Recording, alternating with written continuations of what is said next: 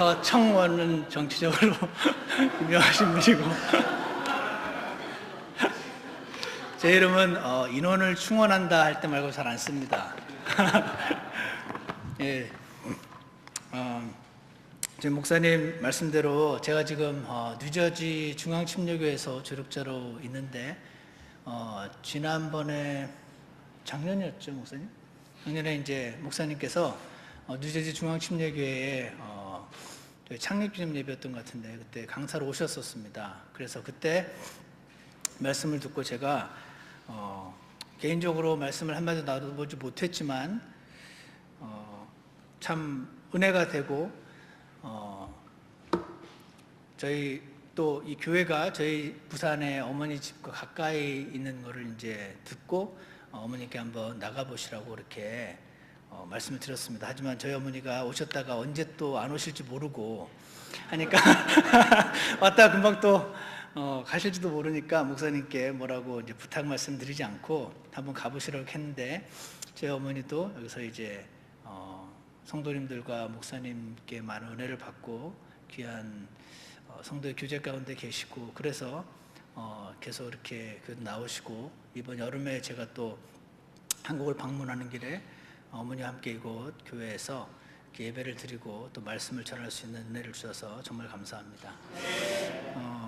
좀 전에 이 네 분 전도사님 한 분 말고 세 분은 제가 잘 모르지만 네 분이 앞에서 특송을 하시는데 주 은혜로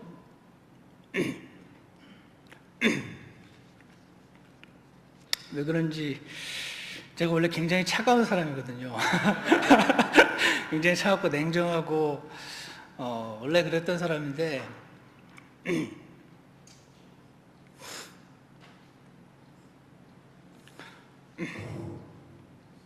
저 네 분 때문에 제가 주 은혜로 나 여기 서 있네 이렇게 간증을 하는데 참 너무나 감사하고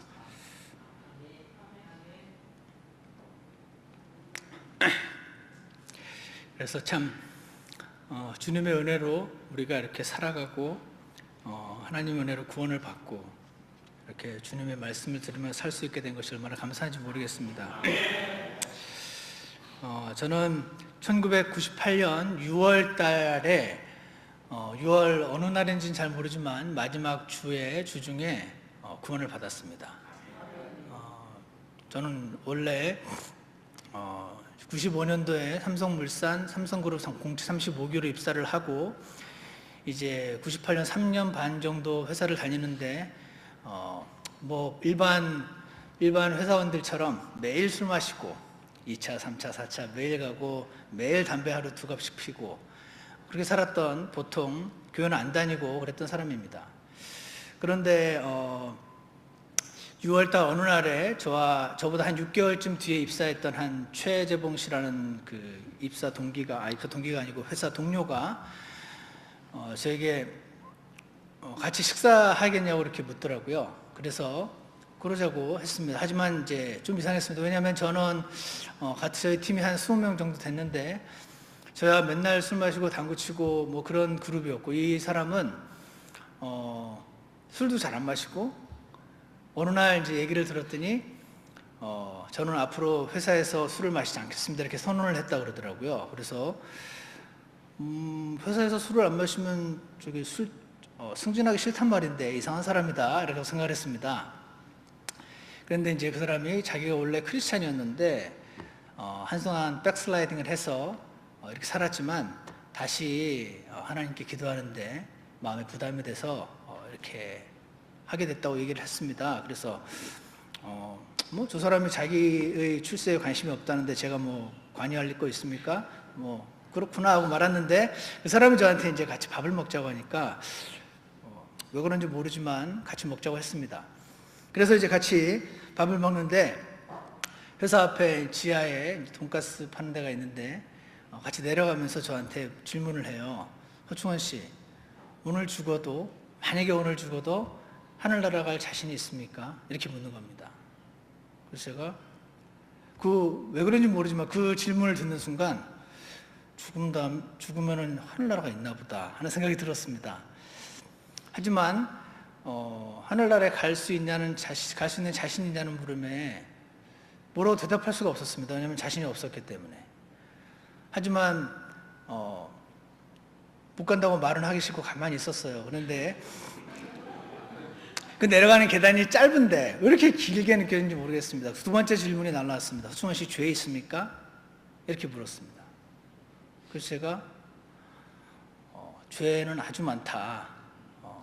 어떤 종류의 죄를 어떻게 씻는지 잘 모르겠습니다. 나한테 물어라, 가르칠 테니까.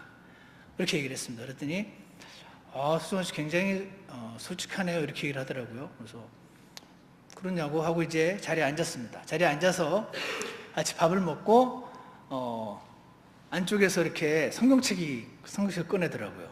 제가 보면서 광신자구나. 회사에 성경책을 들고 다니는 사람이 있구나. 광신자구나. 근데 제가 이제 형성무사 선박해양팀에 있었기 때문에 배를 파는 일을 하고, 배를 하나 팔면은 정말 여기서 천정까지 계약서가 나옵니다. 여러 종류의 계약서가. 근데 거기 계약서에 공통적으로 커버넌트 해서 커버넌트라는 단어 하에 어쩌고저쩌고 하는 내용이 나옵니다. 그래서 제가 커버넌트라는 단어, 언약이라는 뜻이고 알고 있었는데, 그 사람이 저한테 성경책을 펴면서 서충원 씨 이게 계약서입니다 그러는 거예요. 그러면서 신약이 뉴 테스트먼트고 구약이 올드 테스트먼트인데 또 다른 단어로 올드 커버넌트, 뉴 커버넌트라고 얘기를 하는 겁니다. 그래서 이게 계약서구나. 제가 계약서의 중요성을 잘 알거든요. 그러면서 계약서에 뭐라고 하나님이 그러면서 저한테 말하기를, 서충원 씨가 믿거나 말거나 하나님은 이대로 행하시겠다고 여기 적어놨습니다. 이렇게 얘기를 하는 겁니다. 그래서 저는 이 사람의 말을 받아들일 마음은 없었지만 최소한 이 계약서에 어떻게 계약이 되어 있는지를 이렇게 확인하려고 이렇게 들었어요. 들었더니 이렇게 한 장씩 펴가면서 제일 처음 편 구절이 한 번 죽는 것은 사람들에게 정해진 것이고 그 뒤에는 심판이 있나니 라는 말씀이었습니다. 제가 생각에 나는 뭐 심판이 없다고 믿지만 계약서에는 심판이 있다고 써있구나 이렇게 확인을 했습니다. 그러면서 이제 제게 하나씩 질문했습니다. 서충원 씨, 당신이 믿거나 말거나 사람이 한 번 죽게 되어 있고 그 뒤에 심판대에 서게 되어 있는데 그때 당신은 몇 점쯤 받을 것 같습니까? 이렇게 물었습니다. 제가 생각했더니 한 60점쯤 받을 것 같아요. 그래서 제가 70점쯤 받겠습니다 말했습니다. 60점은 아무래도 제가 받아본 적도 없는 점수고 너무 낮은 점수 같아서 70점쯤이라고 얘기를 했더니 그러냐면서 서충원 씨는 어떤 게 죄라고 생각하냐고 묻고 잘 기억은 안 납니다. 기억은 안 나는데 한 가지 충격적인 말이 있었습니다. 그것은 하나님은 사람과 달라서 마음을 보시기 때문에 마음으로 지은 죄도 겉으로 지은 죄와 별 다르게 보지 않으신다는 말이었습니다. 그 말을 들었더니 make sense가 돼요. 왜냐면은 그러니까 하나님이지. 사람처럼 겉에만 보면 우리 세상에 얼마나 위선자가 많습니까? 많은 사람들이 위선자에게 속고 훌륭한 사람이라고 하지만 사실은 아닌 경우가 많은데 하나님이라면 그 정도는 다 알아야지. 이제 그런 생각을 했는데, 그러면서 저한테 성경책을 펴서 보여주기를 어떤 사람이 마음으로 음욕을 품은 자는 이미 그녀와 더불어 간음하였느니라. 이건 좀 너무한 거 아니냐 제가 그랬습니다. 그랬더니 별 너무한 거 아니다. 왜냐하면 어떤 사람이 어떤 여자를 보고 음욕을 품었다면 사회적 지위와 가정의 평화를 위해서 참았을 뿐이지, 그 여자와 함께 어떤 무인도에 만약에 떨어지게 된다면 그 사람은 반드시 그녀와 더불어 간음을 할 것이다. 이렇게 말을 하는 거였습니다. 그러니까 하나님은 처음과 끝을 다 보시는 분이고 마음속을 보시는 분이니까 마음으로 음욕을 품었어도 간음을 한 연쇄 살인범이나 부녀자 강간범이나 다를 바 없이 보신다. 그 말을 들었더니 제 점수가 막 내려가는 거예요. 이 말이 사실이라면 나는 이미 중학교 1학년 때부터 숱한 간음을 저지르는 사람하고 똑같다니 좀 심하다라고 생각을 했더니 하여튼 이야기가 길지만 글자는 그러면 나뿐 아니라 내 친구들도 다 지옥 가겠네? 라는 것이 제 생각이었습니다. 왜냐하면 제가 알기로 중학교 1학년 때 이후로 그렇게 마음으로 음욕을 품지 않은 제 친구는 없었다고 생각이 들기 때문에 그럼 다 지옥 가네? 제가 그랬습니다. 그러면서 그러니까 결국 교회 나가는 말 아니냐. 그래서 교회 가서 이제 예배도 드리고 기도도 드리고 하면은 하나님이 죄를 용서해 주는 거 아니냐. 결국은 나보고 교회 가자고 하는 거 아니냐. 제가 그렇게 물었습니다. 그랬더니 아니라는 겁니다. 그러면서 죄를 가지고 교회에 간들 죄가 없어집니까? 이러더라고요. 죄를 가지고 성당에 간들 그 죄가 없어집니까? 죄를 가지고 절을 간들 죄가 없어집니까? 죄가 이미 있는데 방바닥에 누워있다 한들 교회 안 가고 아무 데도 안 가고 죄가 없어집니까? 제가 안 없어지지. 안 없어집니다. 그럼 나가서 착한 일을 많이 하란 말 아니냐? 착한 일을 많이 해서 죄를 덮어야지. 그랬더니 착한 일 많이 하면 죄가 용서됩니까? 그렇게 질문해요. 착한 일 많이 하면 좀 안 덮어질까요? 제가 이제 그랬습니다. 그랬더니 제가 극단적인 예를 들겠습니다. 서충원 씨가 누구를 하나 찔러 죽였습니다. 살인죄를 저질렀어요. 근데 마침 돈이 많아서 매주마다 1,000만 원씩 베풀어서 가난한 사람을 도왔습니다. 그 죄가 용서됩니까? 안 되겠네. 착한 일 하는 건 좋은 거지만 착한 일은 죄를 용서할 수 없구나라는 게 아주 쉽게 와닿았습니다. 그러면은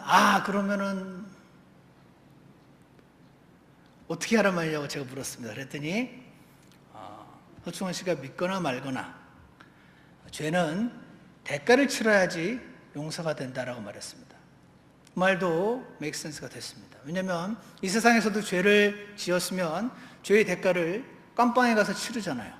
어떤 사람은 5년, 어떤 사람은 10년, 어떤 사람은 벌금으로 대가를 치렀을 때 죄를 사함받죠. 그 말은 이해가 가는데, 그런데 하나님의 법칙은 죄의 싹은 사망이다라고 말을 하는 거였습니다. 그래서 모든 사람이 죄를 지었기 때문에 죽는 것이고, 그 죄를 이 세상에서 사함받지 못한 사람은 모두 둘째 사망, 지옥, 불못에 던져진다, 영원히 던져진다라는 것을 보여줬습니다. 그러면서 제게 말하기를 하나님께서 서충원 씨를 사랑하셔서 그 아들 예수님을 보내시고 서충원 씨가 태어나기도 훨씬 전인 2000년쯤 전에 예수님이 십자가에 못 박히셨을 때 하나님께서 앞으로 태어날 당신의 모든 죄를 모두 예수님께 얹으셨다. 그리고 하나님은 거룩하신 분이시기 때문에 하나님의 그 진노를 원래는 당신에게 쏟아붓고 당신이 지옥을 가는 것이었는데 예수님께 당신의 죄를 다 옮겨놓고 예수님을 향해서 하나님의 거룩하신 진노를 쏟아 부으셔서 예수님이 대신 죽으셨다. 당신이 믿거나 말거나 이게 사실이다. 계약서에 따르면. 그랬냐? 그러면서 나중에 제가 이제 알게 되니까 이런 것을 가리켜서 신학 용어로 화해 헌물이라고 합니다. 예전 개혁 성경에는 대속 제물이라고도 표현합니다. 영어로 propitiation이라고 합니다. 거룩한 존재가 자신의 죄에 대한 진노를 쏟아 부어야만, 그래서 그 대가를 치르게 해야만 죄를 용서할 수 있는 거룩하신 하나님의 성품이 2000년 전에 예수님의 십자가에서 이미 이루어졌다는 것입니다. 당신은 당신 죄 때문에 지옥 가는 것이 아니고 당신 죄가 용서된 사실을 믿지 않아서 지옥 가는 거다라고 말하는 것이었습니다. 그래요? 그러니까 앞으로 교회 나가란 말이죠. 그 말이 아니래. 그 말이 아니고, 그러니까 믿으라는 겁니다. 그래서 믿는다는 거는 동사고 반드시 목적어가 필요한데 뭘 믿으라는 것이냐? 예수님이 당신 죄 때문에 돌아가셨기 때문에 당신 죄가 다 씻어졌다. 그것을 복음이라고 말하는데 이 사실을 믿겠냐 저에게 말했습니다. 그래서 제가 못 믿겠다 그랬습니다. 왜 못 믿겠냐 그러더라고요. 그게 너무 이상하지 않냐? 왜 그냥 반이 나한테 그런 일을 해주시냐? 당신을 사랑하셔서 당신이 모른 죄를 다 씻을 수 없어서 자신의 아들인 예수님 위에 하나님의 거룩하신 진노를 쏟으심으로 당신이 모든 죄를 다 씻으셨다. 당신이 교회 가서 예배 드려서 죄를 씻는 것이 아니고 당신이 평생 착한 일을 하면서 죄를 씻는 것이 아니라 교회 다니는 것도 좋은 것이고 착한 일인 것도 좋은 것이지만 죄와는 아무 상관이 없다라고 얘기를 해줬습니다. 하지만 너무 놀라운 생전 처음 들어보는 이야기. 그동안 제가 교회는 안 다녔지만 교회 다니는 친구들이 저에게 한 번도 해주지 않은 이런 이야기들이 제가 계약서를 확인하면서 봤기 때문에 부인할 수는 없었지만 믿을 수가 없었는데 그 사람이 믿고 싶으냐 안 믿고 싶으냐 이러더라고요.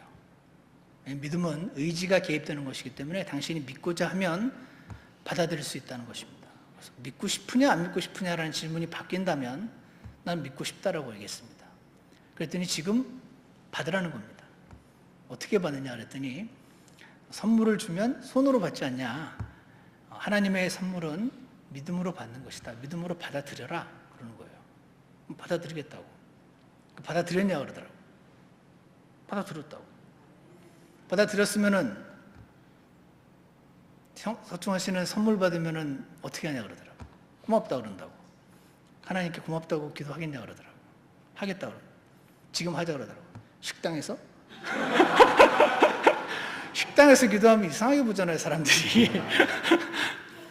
뭐 식당에 뭐 상관이냐고, 남자가. 그래서 그러자고 해서 그날 예수님의 영원한 구원, 생명, 지옥에 가지 않게 되는 그 영원한 생명을 제가 그날 선물로 받아들였습니다. 그날 제 인생이 바뀌었습니다. 집에 가서 제 집사람한테 야, 너 오늘 구원받았다? 그랬어요. 왜냐면 저희 집사람은 뭐 한 서너 달에 한 번씩은 교회 나갔었거든요. 온누리 교회 나갔었는데 서울에서. 그랬더니 좋겠다 그러는 거예요. 좋겠어? 너 구원 안 받았어? 교회 다니잖아. 그랬더니 넌 아직 안 받았어 그러는 거예요. 그래서 그거 쉬운데? 안 받고 뭐 했냐? 난 오늘 죽어도 지옥 안 가는데 넌 지옥 가겠네? 가만히 있더라고요. 그래서 너도 빨리 받아. 자, 그리고 그렇게 제 인생이 바뀌기 시작했습니다. 그 다음부터 친구들 찾아다니면서 너 기독교인 맞지? 그동안 나 지옥 갈 거 알았냐 몰랐냐? 나 어제 구원받은 나 그저께 죽었으면 지옥 갔는데 너 그동안 나한테 왜 말 안 해줬냐? 어쩔 줄은 몰라 하더라고요. 한 명씩 찾아다니면서 제가 족쳤습니다. 왜 그동안 나한테 안 전해줬냐고. 그렇게 제가 구원을 받았습니다. 그렇게 구원을 받고 나니까 옛날에는 제가 저희 집사람 따라 서너 달에 한 번씩 오늘교회 따로 나가면은 사람들이 다 거룩한 것 같아요. 거룩한 모습으로 다 찬양을 하는데 저는 의심이 많고 그러니까 저게 진짜 모습일까? 집에서는 안 저럴 텐데 하면서 진짜 기도하는지 싹 기도 시간에 눈 뜨고 확인했습니다. 누가 진짜로 기도하나? 그랬더니 제가 예배당을 가서 하나님께 기도하고 찬양을 하는데 찬양의 그 가사가 다 이제 다 이해는 안 가지만 나를 위해 구원하신 예수님의 사랑과 그 죄 용서함과 화목제로 삼으시고 죄 용서하셨네. 그런 찬송가들이 이해가 가는 거예요. 이게 구원 받으려고 교회 다니고 마음 편하려고 교회 다니는 게 아니고 구원 받은 사람들이 감사해서 교회 나오는 거구나 하는 걸 제가 그때 알았습니다. 맞습니까? 네. 맞습니다. 오늘 하나님 말씀의 제목은 나는 왜 교회를 다니나입니다. 나는 왜 교회를 다니나? 궁금했습니다. 나는 이제 죽어도 지옥 안 가는데 교회 왜 가지? 내가 하나님이라면 교회 열심히 나오는 사람만 교회 지옥 안 보낼 거야 이렇게 해서 무서워서 교회 다니게 만들 것 같은데, 왜 우리 하나님은 다 주시고 공짜로 다 주셔놓고 그렇게 위험하게 이 게임을 하실까, 제가 그런 생각을 했습니다. 나중에 봤더니 우리가 교회를 다니는 이유는 우리의 삶의 목적이 바뀌었기 때문이라는 걸 알았습니다. 삶의 목적이 어떻게 바뀌었는지 아십니까? 그분께서 모든 사람을 위하여 죽으신 것은 살아있는 자들이 이제부터는 자기들을 위하여 살지 아니하고 오직 자기들을 위하여 죽었다가 다시 일어나신 분, 예수님이죠. 예수님을 위하여 살게 하려 하십니다. 그는 새로운 창조물이라 옛것들은 지나갔으니 보라 모든 것이 새롭게 되었다. 고린도후서 5장 14절에서 17절 말씀입니다. 이 하나님 말씀에 따르면 여러분과 저의 인생은 구원받는 그날 끝났습니다.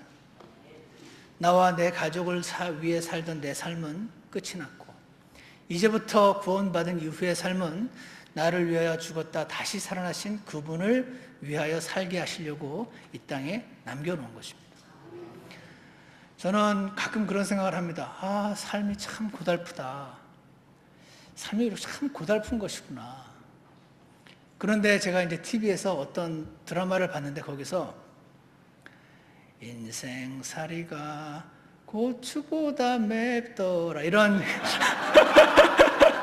트로트가 있는데 그게 확 깨우치는 거예요. 왜냐면 인생살이가 참 고달프다고 했는데 인생살이가 고추보다 더 맵더라는 그 말이, 이야, 이거 기가 막힌 말이구나. 참 가사 잘 짓는다 생각을 했는데, 믿는 사람이건 믿지 않는 사람이건 이 세상은 참 고달프고 고추보다 맵다는 것입니다. 그것은 돈이 없는 사람이건 돈이 많은 사람이건 많이 배운 사람이건 적게 배운 사람이건 모두 동일합니다. 왜 그렇습니까? 사람은 하나님과 연결되어야만 온전히 살 수 있는데 하나님과 연결 안 된 채 사니까 고달픈 것입니다. 너무 고달픈 것입니다. 왜 우리가 교회를 다니냐면, 그래서 이제부터 나의 인생의 삶의 목적이 예수님을 위하여 사는 삶으로 바뀌었기 때문이고, 두 번째 이유는 신분이 바뀌었기 때문입니다. 신분이 바뀌었기 때문에. 어떻게 바뀌었습니까? 베드로전서 2장 5절에 보면 너희도 살아있는 돌들로서 영적 집으로 건축되고, 여기서 말한 너희는 베드로전서의 수신자, 본도와 갈라도 이런 당시 소아시아 지역에 흩어져 있던 그리스도인들에게 하는 말입니다. 너희 그리스도인들이 영적인 집으로 건축된다라고 말합니다. 비유적인 표현이죠. 집으로 치자면 영적 집인데 하나하나 세워지고 쌓여간다는 것입니다. 그러면서 하나님께서 받으실 만한 영적인 희생물을 드리는 거룩한 제사장이 되었도다라고 말하고 있습니다. 영적인 희생물. 옛날 구약시대 제사장들은 피지컬 희생물을 드렸죠. 이 양과 소와 이런 짐승들을 잡아서 그 피를 하나님께 드리고, 또 이 짐승들은 전부 잘라서 번제 제단에 태워서 그 맛있는 고기 타는 냄새를 하나님께 제물로 드렸습니다. 이거 피지컬한 제물이고, 오늘 신약시대 그리스도인들은 과거처럼 구약 유대인 제사장이 아니라 영적인 제사장이 되었고, 과거의 피지컬한 sacrifices, 헌물이 아니고 영적인 희생물을, 제물을 드리는 사람들이 되었다는 것입니다. 그래서 우리는 이 지금 예배당에 모여서 찬양을 드릴 때 이 찬양이 영적인 희생 제물이다라고 성경은 말씀하고 있습니다. 히브리서 13장 15절에 보면 그러므로 우리가 예수님으로 말미암아 계속해서 찬양의 희생을 하나님께 드리자. 찬양의 희생을 드리자. 찬양하는 게 막 희생하라는 거라는 뜻이 아닙니다. 영어로 보면 sacrifice of praise라고 되어 있습니다. of가 동격의 of라고 합니다. 그래서 sacrifice, 희생물 즉 찬양. 찬양을 드리는 것이 즉 하나님께 영적인 제물을 드리는 것이라는 뜻입니다. 그래서 우리가 영적으로 좋지 않고 하나님과 떨어지고 이 세상 여러 가지 근심과 걱정들로 마음이 고단하고 공고할 때, 그래서 삶이 고달프다고 느낄 때 하나님께 찬양을 드리고 나면 회복이 되는 것을 느낄 때가 있습니다. 찬송가를 부를 때 마음이 회복되는 것입니다. 저처럼 차갑고 냉정한 사람이 왜 아까 특송을 드릴 때 마음에 왜 눈물이 나고 왜 그런 것입니까? 하나님께 제물을 드리는 것에 내 마음이 합해졌을 때 제사장으로서의 마땅히 본분을 행했기 때문에 하나님이 은혜를 주시는 것이라고 생각합니다. 노래방 가서 노래하면 느낄 수 없는 이상한 감동, 제가 노래방에서 노래하고 한 번도 울어본 적이 없습니다. 노래방 가서 느낄 수 없는 감동을 하나님께서 주시는 이유는 하나님의 은혜인 것입니다. 제가 예전에 노래방을 조금 다녔습니다. 저희 어머니는 제가 조용필의 창밖의 여자를 부르면 굉장히 좋아하셨습니다. 자꾸 저보고 조용필의 창밖의 여자 부르라고. 근데 이 창밖의 여자를 아무리 멋있게 불러도 느껴지지 않는 하나님의 은혜가 아주 멜로디적으로 단순한 찬양을 부를 때 내 마음에 오는 것입니다. 마음이 벅차고 아무리 냉정했던 사람의 눈에서도 눈물이 흐르기도 하는 것입니다. 그가 은혜를 받았기 때문이고 그가 제사장이 되었기 때문인 것입니다. 그래서 여러분, 우리가 주일날 함께 모여서 찬송가를 부를 때 내가 부르는 이 노래가 하나님께 드려지는 영적인 제물이다 하는 것을 꼭 기억하시기 바랍니다. 저는 이걸 알고 예전에 듣고 이렇게 설교를 하지만 아까 찬송가를 부를 때 한 솔직히 30%는 멍하게 딴 데 갔습니다. 입으로 가사는 부르고 멜로디도 따라할 수 있는데 그 찬송가 가사 하나하나에 내 마음이 더해져서 하나님께 제물로 드렸냐 하면은 자신이 없습니다. 우리가 주님 앞에 마음을 드리고 작정하고 결심하고 하나님께 은혜를 구하지 않으면 우리 찬송가 부를 때 노래는 잘할지 몰라도 참된 마음의 제물을 하나님께 드리는 것이 어렵습니다. 사탄이 살아있고 우리 육신이 연약해서 쉽지가 않음을 알고 있습니다. 그래서 예배당에 모일 때마다 집에서 찬송가를 혹시 부를 때에도 하나님께 기도하여 이 찬송가 가사 하나하나에 제가 제물을 온전히 드릴 수 있도록 주님의 은혜를 구하고 그렇게 주님께 간구를 드릴 때 하나님께서 은혜를 우리에게 주실 줄 믿습니다. 우리가 그분으로 말미암아 계속해서 찬양의 희생물을, 찬양이라는 희생 제물을 하나님께 드리자. 그것은 곧 그분의 이름에 감사를 드리는 우리 입술의 열매니라. 꼭 노래가 아니더라도 하나님께서 행하신 일들을 생각하며 마음이 벅차고 감사를 드리게 될 때 그것 또한 그분의 이름에 감사를 드리는 우리 입술의 열매, 찬양의 희생 제물이 되는 것입니다. 입만 열면 자꾸 불평과 불만이 쏟아질 때마다 하나님께서 우리의 입술을 만드시고 혀를 주시고 목소리를 주신 이유는 하나님께서 주신 그 은혜를 찬양하고 감사하라고 주셨다는 것을 기억하시기 바랍니다. 제가 예전에 호주 올림픽이었던 것 같아요. 정확히 기억은 안 나는데 개막식인가 폐막식인가를 봤는데 너무 아름답더라고요. 그래서 이 운동장 밖에서 위에서 이렇게 쫙 찍은 카메라로 이렇게 TV로 보여지는데 정말 그 사람들의 목소리와 그 율동이 참 아름답다고 느꼈습니다. 그럴 때 하나님이 생각을 이렇게 주셨던 것 같아요. 원래 저 아름다움이 전부 자신을 구원한 하나님께 드려져야 되는 것이다 라고 말씀하시는 것 같았습니다. 하지만 그때 그 모습은 아름답긴 한데 누구를 위해서 그런 아름다운 모습을 하고 있는 건지 잘 모르겠었습니다. 자신을 위해서 하는 것 같기도 하고 자신을 위해서 하다 보면 사탄이 뺏어갈 것 같기도 하고 정확히는 잘 모르겠습니다만은 하나님께서 우리에게 손과 발과 입술과 눈과 모든 것을 주신 이유는 우리를 구원하신 하나님께 찬양의 희생 제물을 드리라고 주신 것임을 잊지 마시기를 축원합니다. 히브리서 13장 16절을 보면 또 이런 말씀이 있습니다. 오직 선을 행하는 것과 나누어 주는 것을 잊지 말라. 하나님께서는 이 같은 희생을, 또 희생이 나옵니다. 매우 기뻐하시느니라. 이 같은 such sacrifices, 이 같은 희생 제물을 기뻐하신다는 것입니다. 뭡니까? 선을 행하는 것과 나누어 주는 것.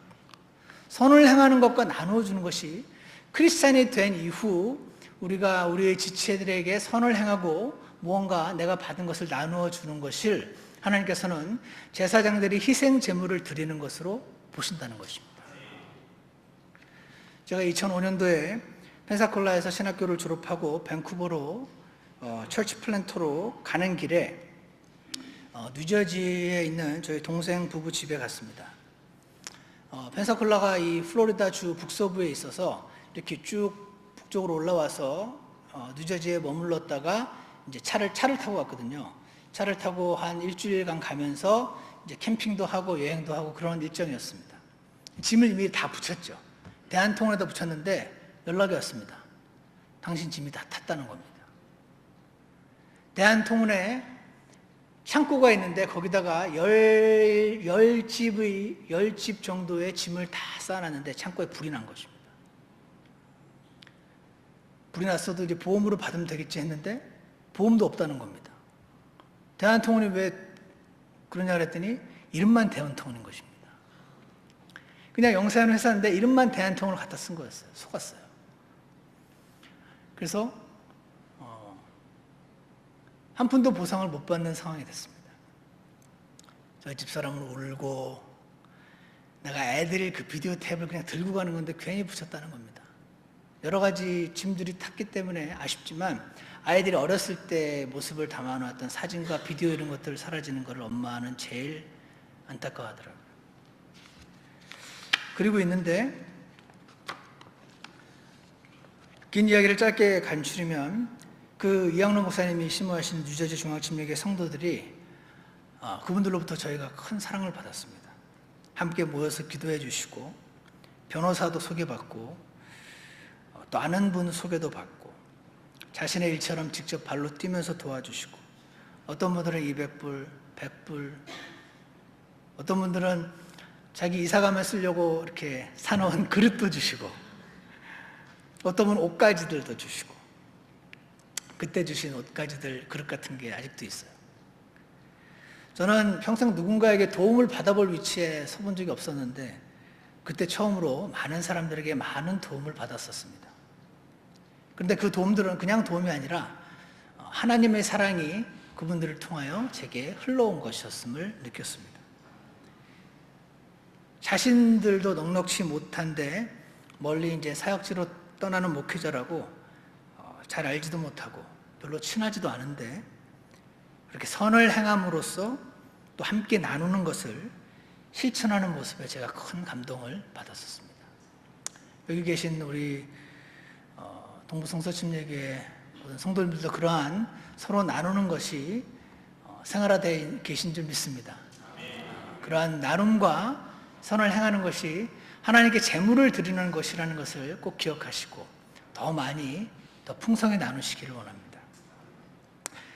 이 세상 사람들도 재능 기부란 표현을 쓰더라고요. 어떤 사람은 어떤 재능이 있어서 그것을 나눈다라는 것 같았습니다. 어떤 사람은 돈이 여유가 있어서 돈으로 나눌 수도 있고 어떤 사람은 하나님의 노래의 재능을 주셔서 노래의 재능을 나눌 수도 있고 각자에게 하나님께서는 무언가 나눌 수 있는 어떤 것을 주셨습니다. 그래서 하나님께서는 우리를 가리켜서 청지기, 스튜어드라고 부릅니다. 스튜어드가 거기에 ESS를 붙이면 스튜어디스잖아요. 그러니까 스튜어디스가 자기 음식을 자기 집에서 먹을 음식을 우리에게 나눠주는 게 아니고 다 받아서 비행기 안에서 나눠주지 않습니까? 우리도 전부 하나님께 받은 것입니다. 내가 머리가 나쁘고 싶어서 나쁘게 태어난 분 계십니까? 내가 원해서 받은 것이 아니고 뭔가를 전부 하나님께로부터 받은 것입니다. 내가 뭔가 잘하는 것이 있다면 전부 하나님께로부터 받은 것입니다. 나눠주라고 주신 것입니다. 제사장으로 살라고 주신 것입니다.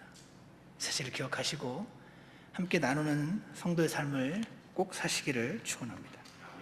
마지막으로 요한계시록 8장 4절에 보면 성도들의 기도와 함께 피어난 향의 연기가 하나님께로 이렇게 올라가더라라는 표현이 있습니다. 시편 141편에서는 나의 기도가 주 앞에 향같이 놓이게 하시며라는 표현이 있습니다. 나의 기도가, 내가 기도를 드리면 꼭 향을 피우면 향이 막 올라가는 것처럼 하나님께 드려진다는 것입니다. 다시 말해서 우리의 기도는 하나님 앞에 드리는 제물이라는 것입니다. 제가 펜사콜라에 있을 때요, 2002년부터 2005년까지 있었는데 허리케인이 아주 센 게 두 번이나 왔습니다. 하나는 데니스였고 하나는 아이반이라는 것이었고, 제가 떠나고 나서 2년 뒤에 그 옆에 있던 그 뉴올리언스의 태풍 카트리나가 와가지고 뉴올리언스가 완전히 물에 잠겼잖아요. 그런 허리케인이 펜사콜라를 정통으로 강타한 것이 제가 2003년 있었는데 2년을 그랬어요.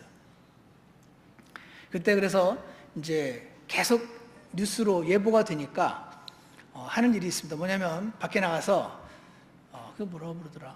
나무 합판을 삽니다. 나무 합판을 사서 제가 그때 주택이었기 때문에 주택 창문을 사이즈를 재서 전기톱 빌려가지고 톱으로 다 사이즈에 맞게 해서 창문들을 다 전부 나무집이니까 그 드릴로 다 박습니다. 왜냐면 시속 뭐 150마리였던가 아주 센 것들은 막 그 정도 되는데, 그 정도 속도가 되면 조그마한 날카로운 것도 이렇게 모처럼 와서 유리창을 깰 수 있기 때문에 창문을 다 막는 일을 합니다. 그걸 막 이제 막는 일을 하고 있었는데, 이 짐승들이 앞으로 닥쳐올 그 어떤 미래를 안다고 하잖아요. 그런 말 들으셨죠? 진짜 그렇더라고요. 새가 날아와서 제가 자르고 있는 그 나무 위에 앉습니다. 이렇게 가까이 가도 도망을 안 가요. 잠자리가 날아와서 앉는데 잠자리가 이렇게 가까이 가도 도망을 안 가요. 제가 날개를 딱 잡았는데도 가만히 있습니다. 그래서 휙 던졌는데 슝 날아서 아까 그 자리에 도로 붙는 겁니다. 이거 미친 거 아닙니까? 도망가야지. 짐승들이 도망을 가야지. 얘네들이 하나님이 미리 아는 능력을 이 짐승들에게 주셨기 때문에, 곤충들에게 미리 이 엄청난 태풍이 올 거를 알고 지정신이 아닌 겁니다. 한마디로 도망을 안 가더라고요. 제가 그때 짐승들에게 하나님이 예지 능력을 주셨다더니 진짜구나 하는 걸 느꼈습니다. 근데 사람은요, 한치 앞을 못 내다봅니다. 그죠? 하나님이 사람에게 그런 한치 앞을 내다보는 짐승들에게처럼 그런 능력을 주시는 것이 어려운 일일까요? 저는 별로 어려운 일이 아닐 거라고 생각합니다. 근데 안 주신 것입니다. 짐승들에게는 주셨는데 사람에게는 안 주신 것입니다. 왜 그랬을까요? 왜 마음만 먹으면 충분히 주실 수 있는데 우리한테 왜 안 주셨을까? 제가 그런 생각을 해봤습니다. 왜냐하면 제가 섬기는 성도님들도 그렇고 저도 그렇고 제 아내도 그렇고 미래에 앞으로 어떻게 될 것인가를 생각을 할 때 마음이 불안해지더라고요. 지금 건강하지만 나중에 암이 걸리면 어떡하나, 이런 생각 때문에 불안해지는 겁니다. 그러니까 미래가 어떻게 될 줄 알 수 없기 때문에 가장 불안하고 두렵고 걱정과 근심이 되는 것입니다. 나는 이제 살 만큼 살았는데 내 자식들은 어떻게 될 것인가? 지금 이 공부를 하고 있는데 이 공부에서 뭐 합격할까? 이런 생각들을 하면은 제일 걱정과 근심이 많아지더라고요. 맞습니까?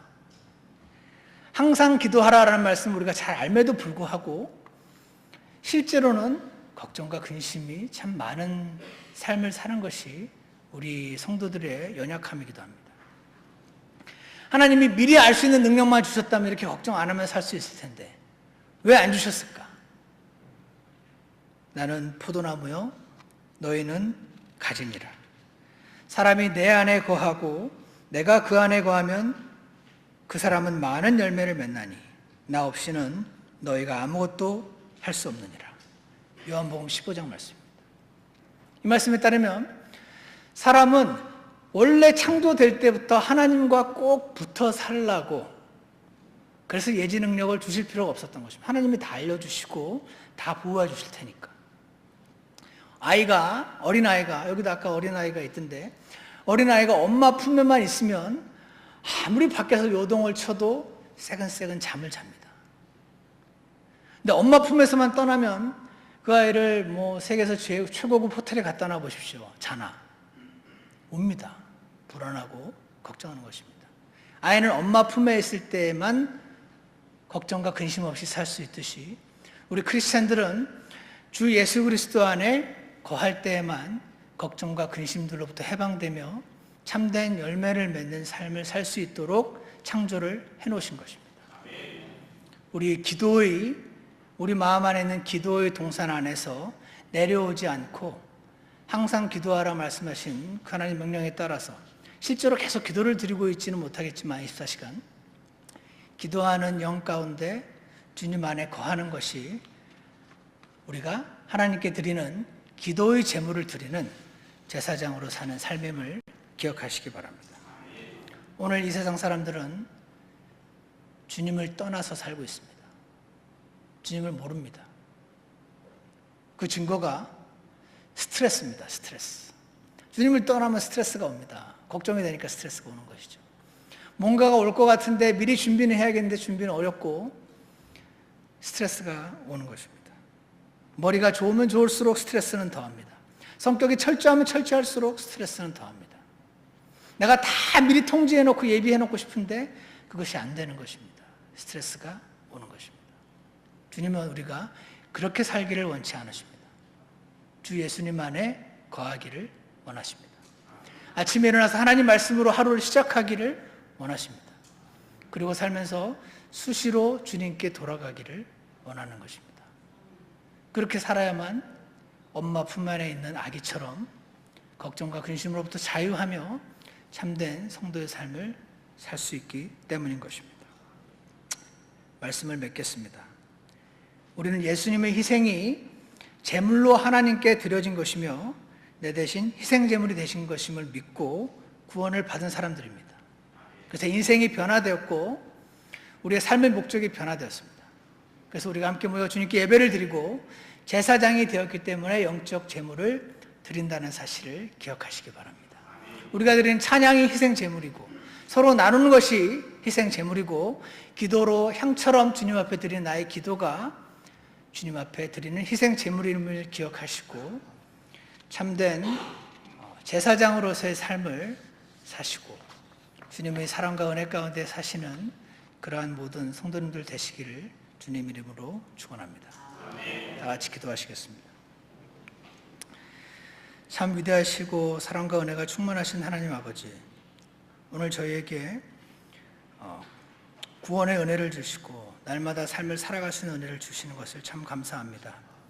오늘 귀한 성도님들과 함께 귀한 예배 가운데 귀한 찬양 은혜를 누리게 하시고 말씀을 나눌 수 있게 해주신 은혜를 감사합니다. 우리의 삶은 변화되었음을 주님 하나님 말씀을 통해 날마다 확인하고 믿음으로 살 수 있게 도와주시옵소서. 우리의 신분이 변화되어서 제사장으로의 삶을 살 수 있게 도와주시옵소서. 주 예수님 안에 거함으로써 어린아이 품에 안겨있는 아이처럼 주 예수님과 동행하는 그러한 그리스도인의 삶을 살 수 있게 도와주셔서 우리의 온 삶이 주님께 드려지고 아름다운 제물로서의 삶을 살 수 있도록 축복해 주시기를 간절히 원합니다. 감사를 드리며 예수 그리스도의 이름으로 기도드렸습니다. 아멘.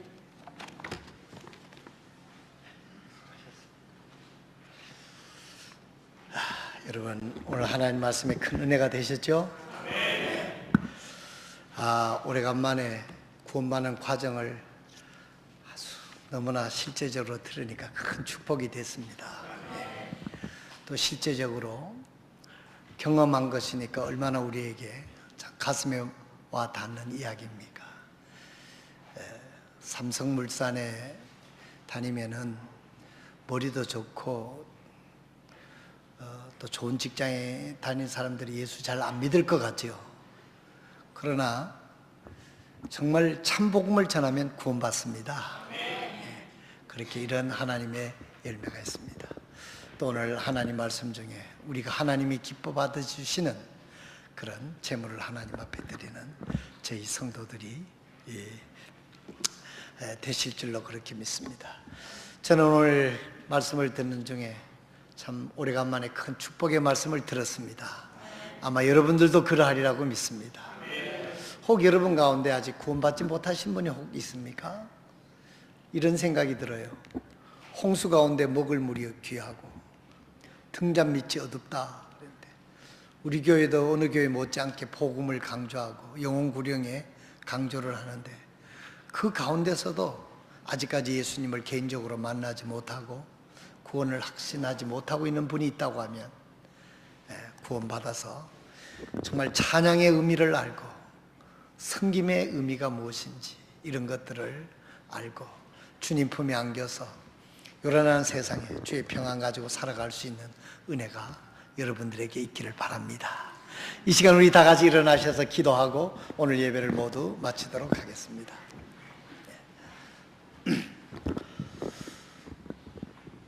혹 오늘 여러분 가운데 저는 아직까지 예수님을 알지 못합니다.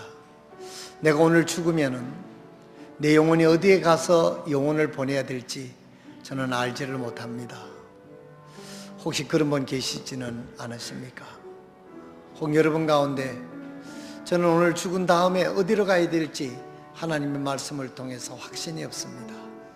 목사님, 제가 구원받고 싶고 내 영원한 미래에 대해서 하나님 말씀에 따라 확신을 갖고 싶습니다. 목사님, 저를 위해 기도해 주시고 상담해 주시기를 원합니다 하는 분이 있다면 조용히 머리를 숙여 주시고 손만 잠깐 들어 주시면은 위에서 기도해 드리도록 하겠습니다.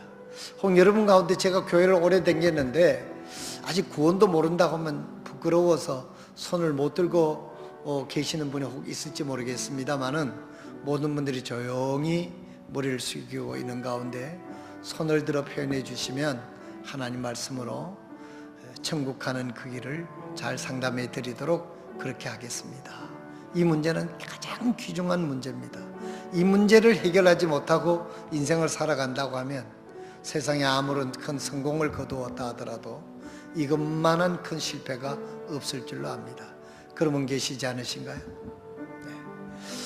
또 우리 성도들 가운데 오늘 우리 서충원 목사님의 간증을 듣고 내가 직장에서 어디든지 전도를 해야 되겠구나, 그런 결심을 여러분 하시고 하나님 앞에 주님, 내가 때를 얻든지 못 얻든지 나도 성경을 가지고 다니면서 내 직장 동료에게, 내 사랑하는 분들에게 예수의 복음을, 하나님이 이뤄놓으신 이 복음을 내가 전해야 되겠다, 그런 마음속으로 결심을 하시고 복음 전하는 여러분들의 삶이 된다면 그 삶 자체가 하나님이 받으시는 제물이 될 줄로 믿습니다. 기도하겠습니다.